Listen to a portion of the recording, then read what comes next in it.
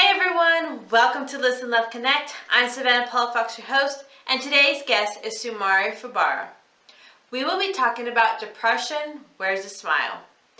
Let's head over to Somi and get started. Listen, Love, Connect is brought to you by Exceptional Heroes. Trigger warning in regards to depression and suicide.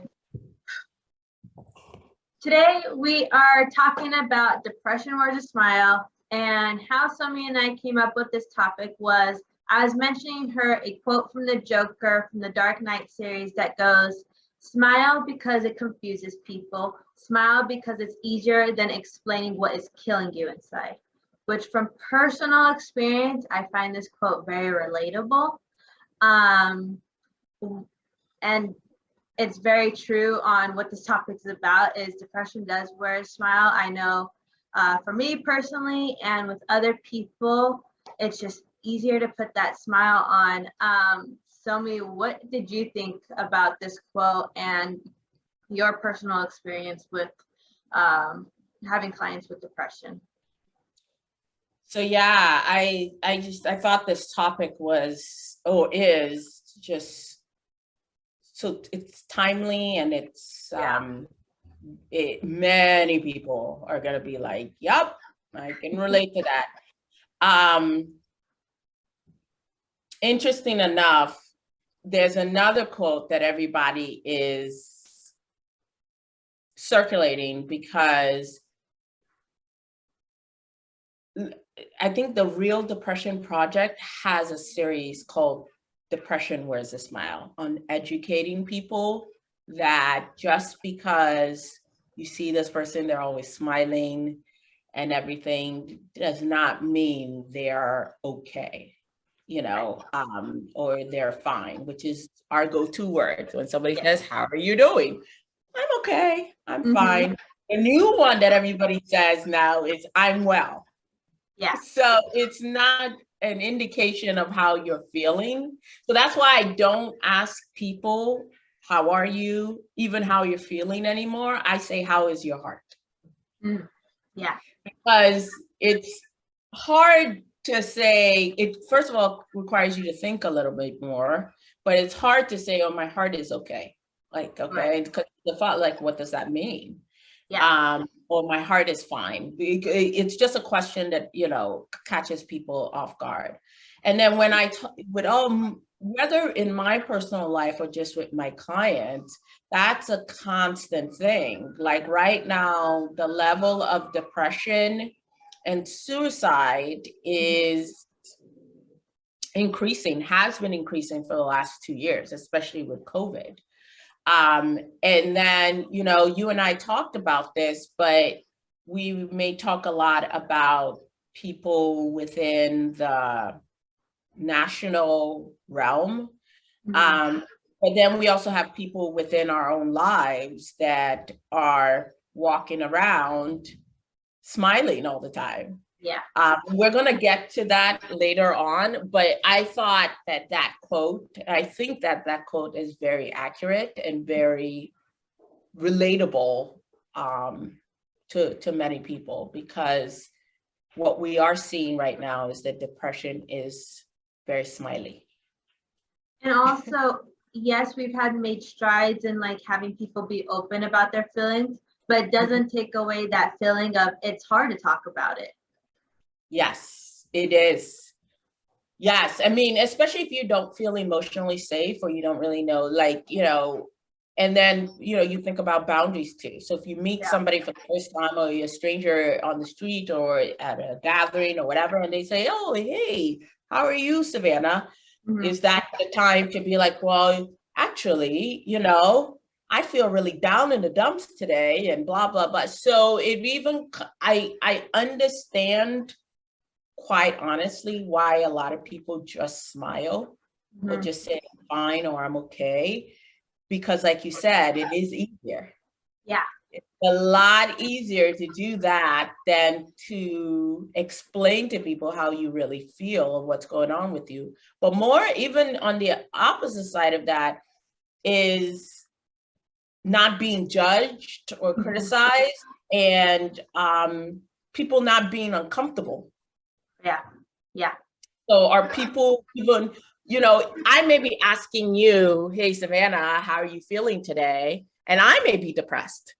Right. So Right. you responding honestly to me may trigger me and make me uncomfortable or make it feel like you just emotionally dumped on me. Yeah.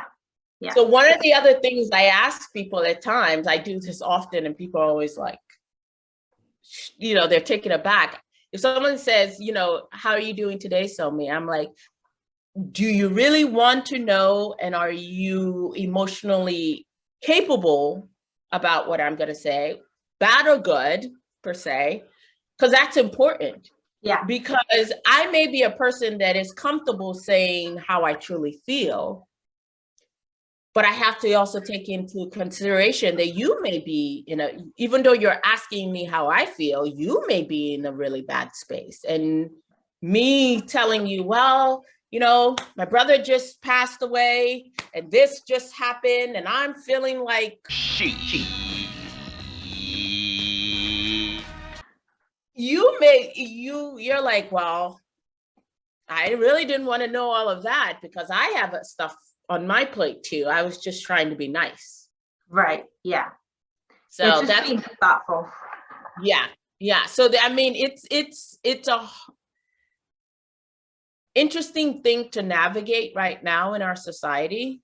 Yes. Because not only does it require you to be vulnerable and feel safe to say how you really feel and what's really going on, but it's also being cognizant of, is the person that's asking you ready, willing, and able to hear what you have to say? And that requires not doing things like normal. So if I said, well, you know this about me, if I'm asking you, how are you feeling, or how's your heart?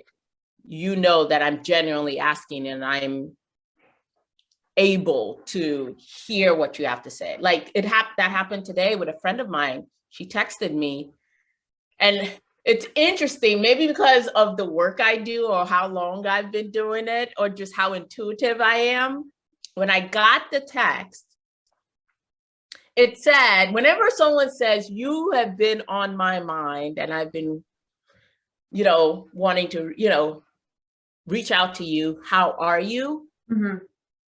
I don't know what it is, but I always know that that's their way of saying, I'm feeling a little out of sorts. Yeah. And I'm using this as a gateway. Your level of honesty and vulnerability will give me the space to be honest and vulnerable. So I was feeling a little bloated, but otherwise I was feeling good. But Yeah. I was just like, I'm good. I just feel a little bloated, which makes you feel off sometimes. Yeah.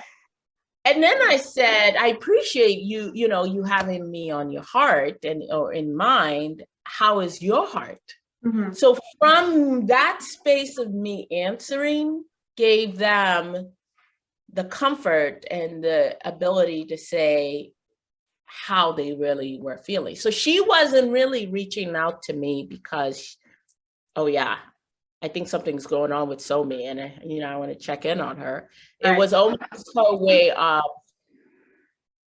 she needed comfort. And she needed, a specific type of comfort. And she realized, Somi's probably a good person to give me.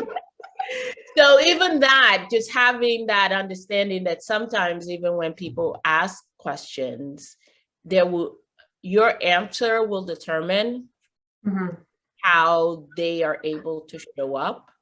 If they're able to be vulnerable and say, this is what I'm really going through, or they give you, she doesn't really have time for this, so let me give her something that, is generic.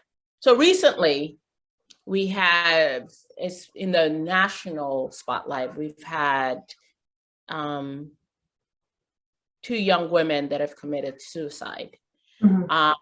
Both women happen to be both from the pageantry world. which I don't think has anything to do specifically with why they committed suicide. It has more to do with the level of, or the extent of their depression and where their mind had gone. But one of those women is Miss America, and it happened here in New York. And I want to say this happened maybe 2-3 months ago, where she committed suicide. And when we talk about depression wears a smile, one of the things that I noticed, even with the latest girl who's about 16 that just passed away too, is that all the pictures that we show of them, they look great, and they have these huge smiles on their face. And one of the things I did when Miss America passed away is I went to her Instagram page. Yeah. And picture after picture, or video after video. Prior to her taking her life, her depression was all smiles. And it was beautiful, just a beautiful smile and a beautiful depiction. But what immediately came to mind when I saw that, and I said, oh my gosh, he probably had high functioning depression. And this is, I don't know this woman personally, but just from over 15 years doing this work and just being in touch with people and hearing a lot of what my clients say, I was just like, I would not be shocked if she had high functioning depression. And like, you know, whether you say it's intuition or my expertise or whatever, her mother came out almost like the week or a few days after her passing and said almost verbatim what I said. She said her daughter suffered from high functioning depression, but she wasn't even aware of how bad things were. She didn't even know till later on that this wasn't her first suicide attempt. And that's one of the things that you and I have talked about this in another session, is that people that commit suicide, this is like the final one. Majority of the time they have tried it other times, but they just weren't successful. So a lot of times when people are like, oh my gosh, they think it's just happened out of thin air or all of a sudden. And I'm like, no, if you really, people pay attention and they do, you know, look behind the smile and behind all the nice pictures and even behind their words, you will find out that they were really struggling. So this is what her mother said recently on Jada Pinkett's Red Table. She said, depression is not always marked by someone laying in bed or unable to do things. There are people who are high functioning who can get through the day because they wear the face. And then she said, and we all are taught to wear the face. Chelsea wore the face. And reading that quote, and I said, oh my goodness. I can't tell you how many people wear the face. I would say globally, the numbers are astronomical. I mean, there's commercials about it. Have you ever seen those the depression commercials where they have a popsicle stick with a face that has a smile and they're going like this everywhere? No, I haven't seen that commercial. Yeah, there's commercials about it of people with depression and they have a smile on their face. Or there's a TikTok trend that says, show me a picture of when you were at your lowest, and all these people are smiling at the beach, looks like they're living their best life, but inside they're hurting. Wow. Yeah, I haven't seen any of that. I just know I see it every day in the streets of New York. It's so interesting. Like going out to New York, I'm a very energetic person in the Mhm. sense of I can sense people's energy and kind of look beyond what they're presenting. And I'm all a lot of times, and I think I've now either he was born this way or I've taught Morrow because we'll be out in the streets and oh man, there's so many people in New York, and especially if you go to Times Square and everyone's smiling and they're taking pictures and then doing videos and there's TikToks and everything. And they're almost always I'll look and I'm like, oh, wow, that person is really hurting. Mhm. Or I wonder if, or you'll see a child and the mom is so caught up or the parents are so caught up in putting on this mask and this facade that they don't realize that the child is going in and out of, oh, follow mom or follow my parents and put on the face. Mhm. And moments where they're not really conscious, they fall back into what it really is. Yeah. But you have to be present enough to see those things. Yeah. I know that with my work with the Chibok girls, and I hate to use that term because they all have names, but I'm not going to go through all the over 120 something names of them, but everybody knows them as this one name, if you will. And there was so many times when I was in Nigeria and I would run into them, like, I'm their psychologist, I'm working with them. And it took a while for them to realize you don't have to put the face on for me because Right. I'm going to see through it. Not only am I going to see through it, I'm probably going to call you out on it.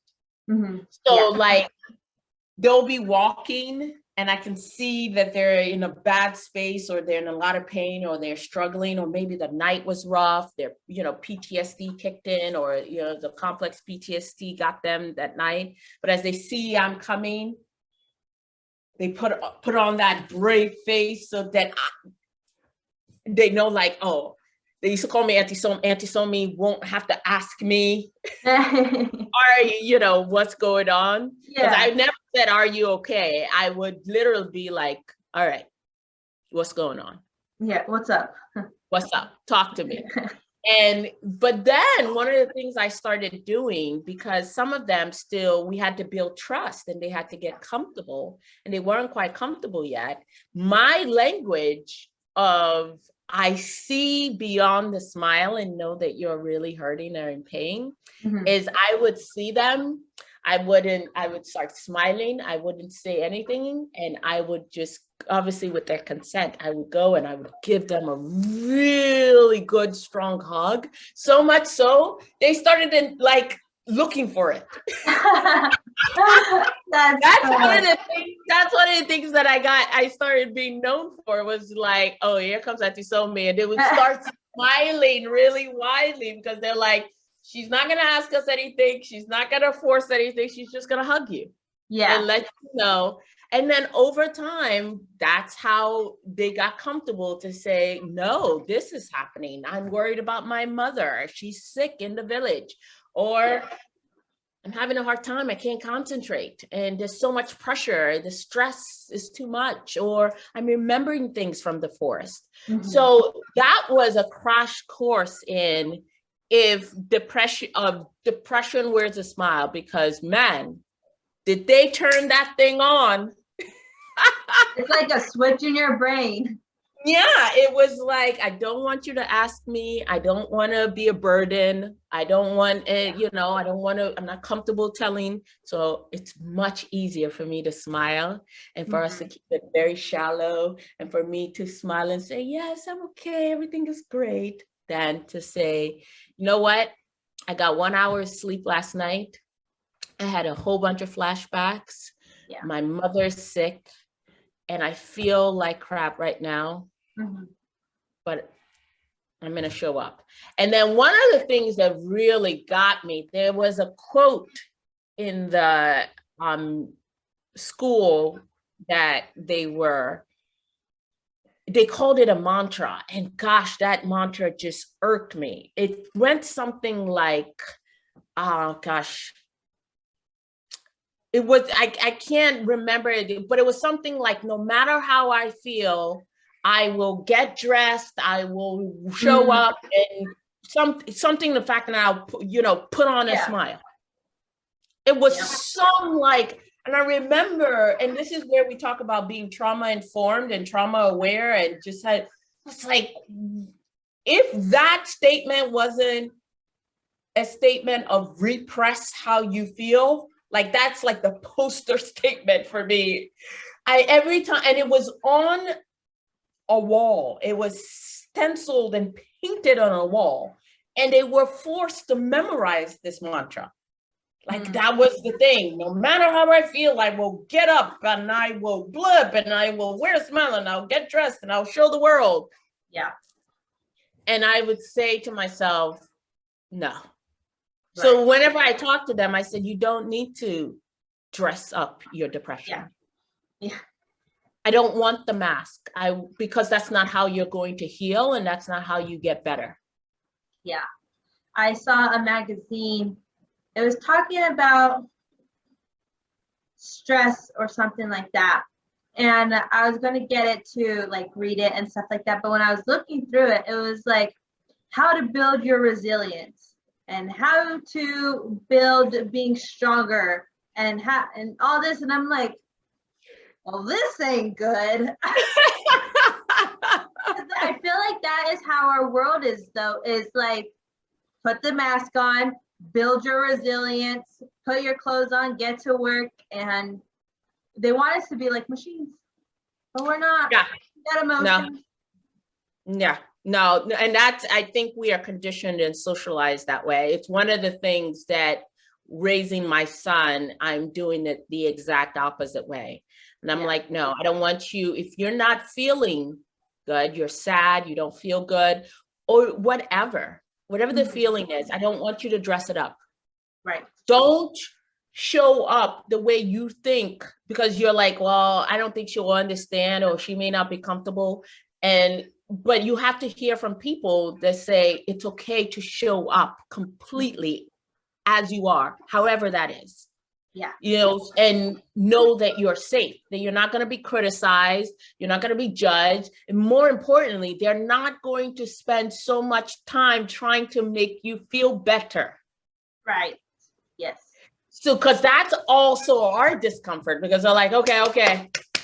Yep. And now we say that to kids all the time, they're crying. Okay, it's enough. No need to cry. It's enough. Wipe your tears. And I'm like, and here I am as a mom, I'm like, get it out.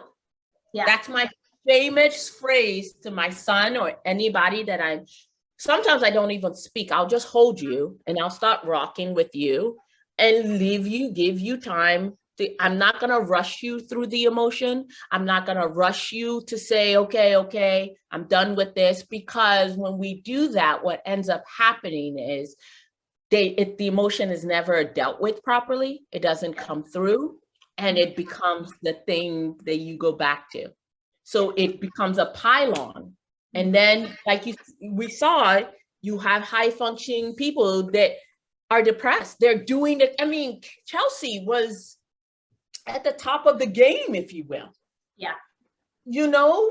And there was nothing. She lived in a really nice place here in New York, a nice apartment, was educated, had money. It all the things that people say, oh, and that's another phrase. She had no reason to be depressed. What is she being depressed for?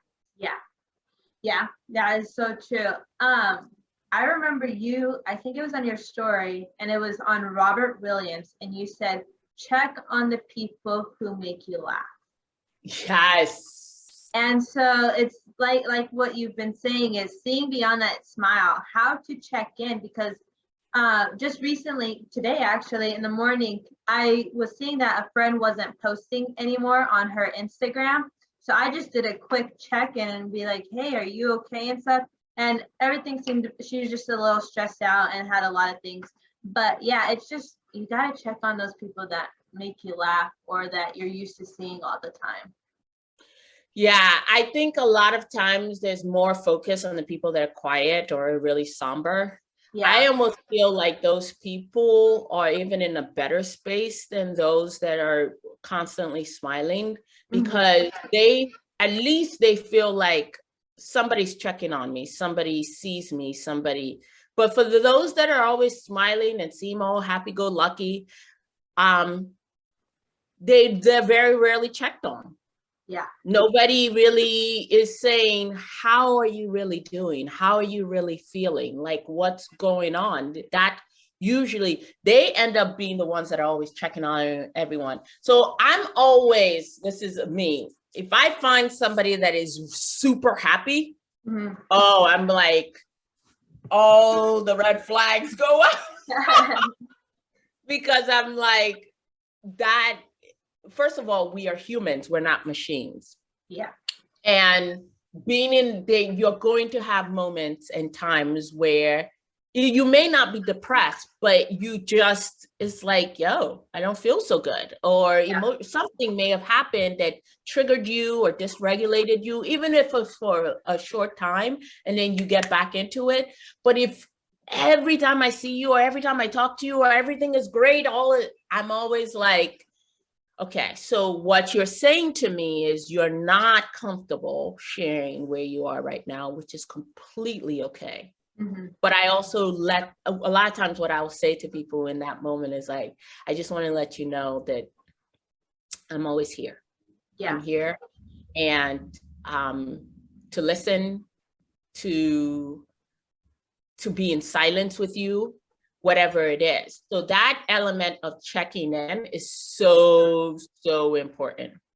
Now I know that with me, because of the work I do, and then just so many people I'm connected with, I have to be cognizant of overextending.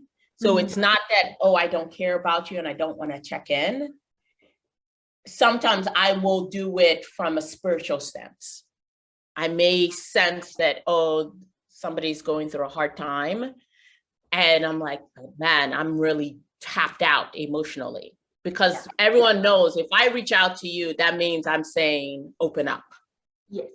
So for me, it's like, until I know that I can give that person my genuine presence, I will just say a prayer for them, or just I'll say I'm sending hugs, I'm sending love, I'm sending, peace to them. And they may not even know I'm doing it. I will just do it, energetically. So that's even a way I tell people that if you know that you're one that is constantly giving, and you're just like, I'm tapped out this week, but I know I need to check in on this person, there are other ways to kind of let people know that you are there, so that when you are able to really actually be present, then you can be present. And as I'm like, we've been talking since 3 years, almost 3 years now. And as I'm learning all of these things, I'm looking back. When I went to college, they did like how to check in people, kind of like what we're doing now. But looking back at the video, they showed like someone who was sad, and you can visually tell that they were sad, but that's not the case all the time. I mean, colleges, if you're watching, still do your thing. It's a great resource, but to make it more realistic is just checking in on people they might not even have something going on, but like you said, just to let them know that you are that safe place if something is going wrong. Well, especially now with COVID, and here in New York, the other day, I think I read that 15 million people globally have died from COVID. Here in New York, I think they said, I forget the statistics, but it was quite high, but 1 out of some really just interesting number of children either lost one or both of their parents. Wow. I know I read about a family that 5 people all passed away. So we have been in very interesting times, but COVID has definitely shifted it. So I agree with you. Even how we go about educating people about what to look for. has to be different. Yeah. I will use this person because she's so vocal and she's a celebrity. And if she ever watches this, you just let her know that, I see you, I hear you. But Viola Davis has been very, very intentional and vocal about mental health. She's very much a mental health advocate. And it's interesting.